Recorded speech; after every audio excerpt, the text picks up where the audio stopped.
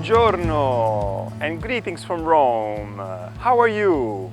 It's been a while since our last video, and today, as you can see, we are in the fantastic courtyard of Palazzo Taverna, the headquarters of the Rome Center. And for today's video, we're going to bring you to see and experience actually an interesting and unique feature of the city of Rome. We're going to climb together the Gianicolo Hill. And the Gianicolo has a unique feature, the famous cannon that since 1847 has been used to mark the exact time of noon every day. And this was introduced by the Pope Pius IX in order to have one single and unique signal to mark the time of the day, instead of several bells ringing in an uncoordinated way from the different churches of the city. Okay, so I know that you like riding the bike with me, so we're gonna take off now, and Fabio and the crew will follow us as usual. Okay, so see you later.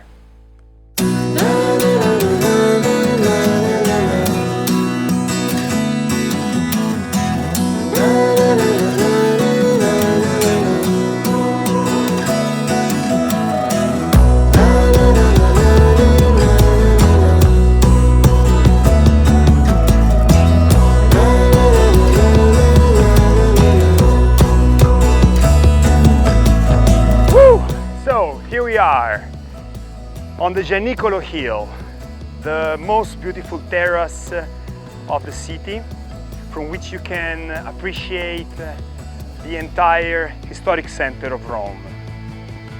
Before we go downstairs and we experience the cannon, let me show you some of the most famous and iconic buildings that we can see from here. So let me start from the big white building that you see down there. That is the courthouse, il Palazzo di Giustizia, very close to Palazzo Taverna. Then we can see the big white building down on the horizon next to the Pincio Hill, where we went a few weeks ago, and that is the famous Villa Medici. And if we move a little bit more to the right side, you can see the Church of Trinità dei Monti, also known as the Spanish Steps.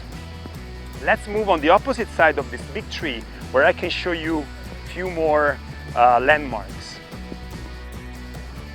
So, a few more important buildings. Probably the most visible one is the Dome of the Pantheon. If you remember, the last video we shot was in front of the Pantheon, and here you can see the unique shape. It's like a dish upside down. Then a very large building down there, the Quirinale, it's the seat of our President of the Republic. And if we move a little bit more on this side,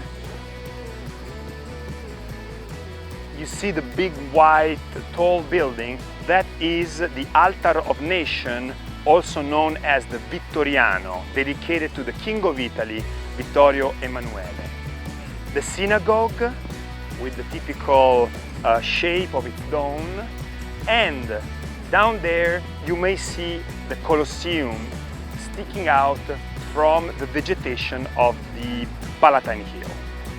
So I hope you enjoyed this short tour. Now let's go downstairs and experience the big boom of the cannon.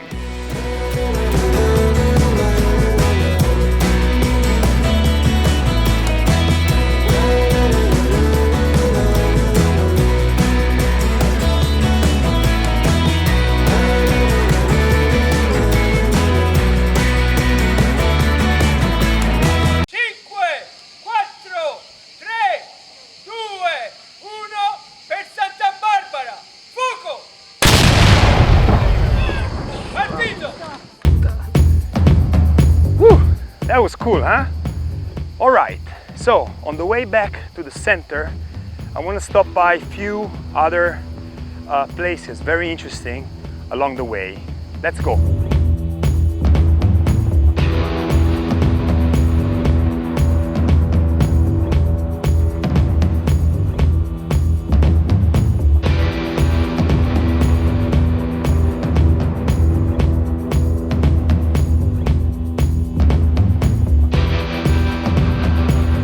La Fontana dell'Acqua Paola, also known as the Fontanone, the big fountain. This is another very famous landmark of the city. And from here, you can still see an amazing view over the historic center. Let me tell you a few things about the fountain. It's named after the Pope, Paolo V Borghese. And we know that it's a Borghese family because of the dragons that you can see on the corners of the fountain. Has been recently restored and brought back to its original splendor. And something that was typical of the time are the columns that have been reused and taken from the Roman Forum, which was a normal practice back then when popes and other important members of the aristocracy would go into the old center of Rome and get a lot of fragments to embellish their own palaces or properties. In this case, we're looking at an important infrastructure which is bringing water from the lake of Bracciano. So one more stop on the way back to the school to show you a little jewel of this city. Let's go.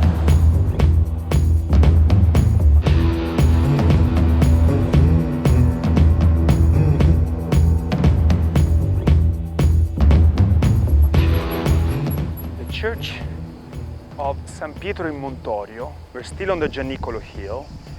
It's a beautiful church of Rome, but it has a little jewel, very famous, that I'm going to show you through the door that you can see over there. Let's go closer.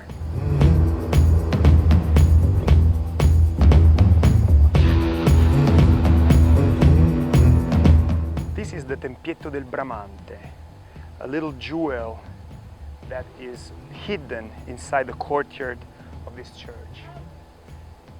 And Bramante, it's one of the most famous architects of the Renaissance and the original designer of the Church of St. Peter. And this building is considered almost the prototype, in a way, of the new idea that Bramante is bringing to symbolize a different form of a church that he will apply on a much bigger scale in the Basilica of St. Peter. So I hope you enjoyed the tour today. It was a little bit longer. Next week we will actually finish this first series of tours, giving you the opportunity to experience our spaces in the Palazzo. So stay tuned and we'll see you next week. Ciao!